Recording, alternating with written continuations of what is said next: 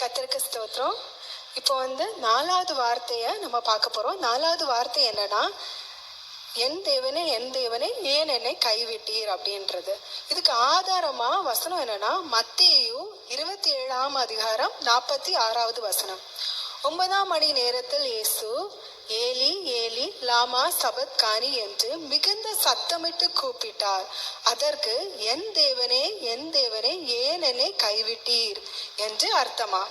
ஓகேவா? இப்போ நம்ம இதுல இந்த வசனத்தோட ஸ்டார்டிங்ல பார்த்தோம்னா, 9ஆம் மணி நேரத்துல தேவன் மிகுந்த சத்தமிட்டு கூப்பிட்டார் அப்படின்னு ஒரு வார்த்தை இருக்குல்ல. ஏசப்பா எந்த காரியம் செஞ்சாலும் கண்டிப்பா அதுல ஒரு அர்த்தம் இருக்கும், அப்படிதானே? அப்போ இதுல 9ஆம் மணி நேரம்னு ஏன் இருக்கு?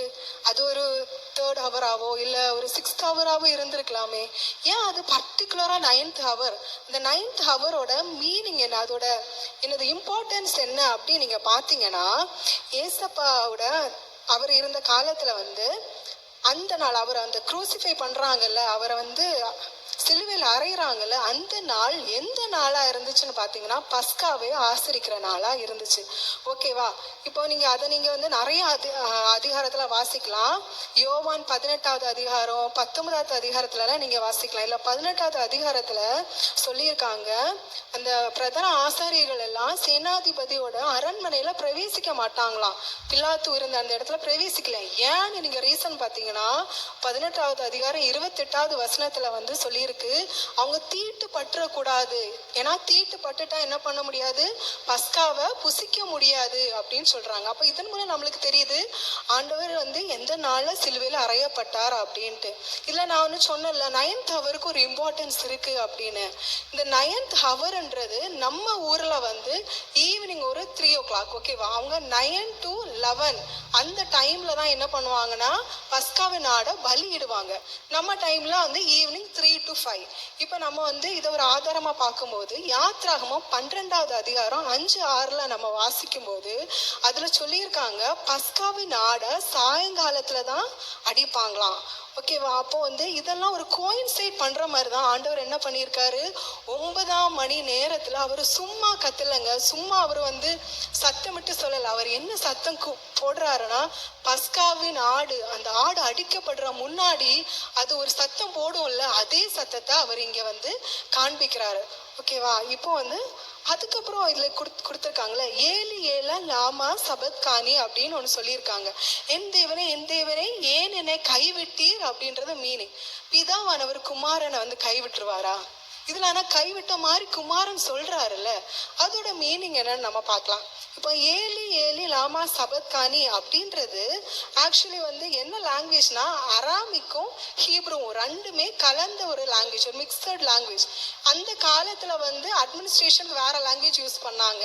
ஆனா லோக்கல் பீப்புள் யூஸ் பண்ணது நம்மள மிக்ஸா தமிழ் மலையாளம் மிக்ஸ் பண்ற மாதிரி அவங்க அராமிக்கும் ஹீப்ருவும் தான் பாலஸ்தீனர்களும் இஸ்ரேல் பிள்ளைங்களும் பேசுவாங்க யூஸ்வலா. ஸோ எல்லாருக்கும் புரியத்தக்கதா அவர் ஏலி ஏலி லாமா சபத்கானின்னு சொல்லியிருக்காரு.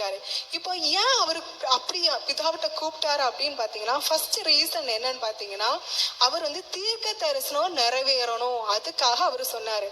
இதை நீங்க பார்க்கலாம். நீங்க சங்கீதம் 22வது அதிகாரம் 1வது வசனத்துல எக்ஸாக்ட் வேர்ட் அதே மாதிரி சொல்லியிருப்பாங்க. என் தேவனே ஏன் என்னை கைவிட்டீர் அப்படின்னு நீங்க சங்கீதம் 22:1 உங்களால வாசிக்க முடியும். அந்த சங்கீதம் ஃபுல்லாவே மேசியாவை பத்தி, அவர் சிலுவையில் அறையப்படுற கதைகள் அதுல வரும். நீங்க 22:7 வாசிச்சீங்கன்னா அவங்க என்ன பரியாசம் பண்ணி அப்படின்னு இருக்கும். 22:8 வாசிச்சீங்கன்னா, தேவன் மேல நீ நம்பிக்கை வச்சல, அவர் உன் மேல பிரியப்பட்டாருன்னா அவர் ஒன்னும் ரட்சிப்பார் இல்ல அப்படின்ட்டு அவங்க கேட்கிற மாதிரியான வசனங்கள் எல்லாம் இருக்கும். இதே வசனம் மத்தேயு 27:43 எக்ஸாக்ட் வேர்ட் அப்படியே இருக்கும்.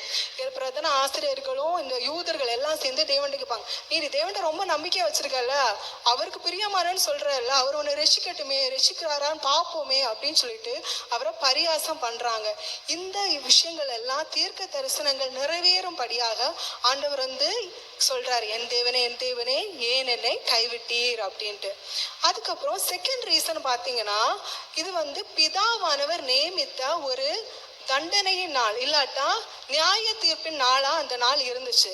நம்மளுக்கு எல்லாருக்கும் தெரியும், நம்முடைய பாவங்கள் எல்லாம் சுமந்தது யாரு? ஏசு கிறிஸ்து தான். எல்லாருமே ஃபர்ஸ்ட் வந்து 2 பேருமே சொல்லியிருப்பாங்க. அதை நீங்க வந்து ஏசாயா 53வது அதிகாரத்துல வாசிக்கும் போது சொல்லியிருக்காங்க, அவர் தேவனால் அடிக்கப்பட்டு. யாரால் அடிக்கப்பட்டாரு? தேவனால் தான் அடிக்கப்பட்டாரு. அப்போ நம்ம குமாரன் அவரு எந்த தப்பும் பண்ணல, ஆனா தேவன் அவரை அடிச்சாரு. ஏன்னா நம்ம தேவன் யாரு? பரிசுத்தர். அவருக்கு வந்து இந்த பாவம் எல்லாம் பிடிக்காது. அந்த பாவத்துக்கெல்லாம் அவர் வந்து முகத்தை திருப்பிட்டு போறவர். இந்த டைம்ல வந்து அங்க ஒரு கார் இருள் சூழுதுன்னு மத்தேயு 27:43 நம்மள படிக்க முடியும். ஒரு டார்க்னஸ் அங்க வருது. ஏன்னா நம்மளுடைய பாவங்கள் எல்லாம் நம்மள அவர் அறியாத நம்ம பிறக்கிறதுக்கு முன்னாடியே நம்மளுடைய பாவங்கள் அனைத்தையும் அவர் சுமக்கிற டைம் என்ன ஆகுதுன்னா, பிதாவானவருடைய கோபம் வந்து அவர் மேல ரொம்ப பற்றி எறியுது. ஏன்னா அவருக்கு பாவம்னா அவருக்கு சுத்தமா பிடிக்காது. அவருக்கு ரொம்ப பிரியமான குமாரனா இருக்காரு. ஆனாலும் பாவம் அவர் மேல சுமர்றனால அவர் வந்து மொத்த கோபத்தையும் வந்து குமாரன் மேல காட்டுற நேரம் அது. நீங்க யோசிச்சு பாருங்க, குமாரனுக்கு ரொம்ப பிடிச்சது யாரு? பிதாவுக்கு ரொம்ப பிடிச்சது யாரு? குமாரனை. அற்பம் குப்பையுமான நம்மளுக்காக அவர் குமாரனே விட்டு கொடுக்கிறாரு அந்த டைம்ல. அப்ப குமாரனோட மனசுல எப்படி இருக்கும்? பிதாவானவரே அவருக்கு ஒரே ஒரு ரொம்பவே பிடிச்ச ஒரு ஆள் வந்து திடீர்னு அவரோட முகத்தை திருப்பும் போது அவருக்கு எப்படி ஃபீல் ஆகும்? அந்த டைம்ல தான் சொல்றாரு, என் தேவனே ஏன் என்ன கைவிட்டுட்டீங்க அப்படின்னு ஒரு குமுறுதல்ல அவர் சொல்ற மாதிரி அதுல வெளிப்படுத்துறாங்க. நீங்க மேலும் இதுல நம்ம பார்த்தோம்னா, குமாரன் இப்படி சொல்றாரு, சரி நிஜமாவே பிதாவானவர் அவரை கைவிட்டிருப்பாரு, அப்படி கைவிடுவாரா அவரு அப்படின்னு நீங்க பாத்தீங்கன்னா, இந்த டைம்ல ஏசப்பா என்ன செய்யறாரு? பிதாவானவருடைய சித்தத்தை செஞ்சுட்டு இருக்காரு, அப்படித்தானே? அந்த டைம்ல தான் அவர் ஃபீல் பண்றாரு, என்ன அவரு கைவிட்டுட்டாரோ அப்படின்னு ஃபீல் பண்றாரு. ஆனாலும் அவர் வந்து அந்த சித்தத்துல நிலை நிற்கிறாரு, சிலுவையில் அறையப்படுறாரு.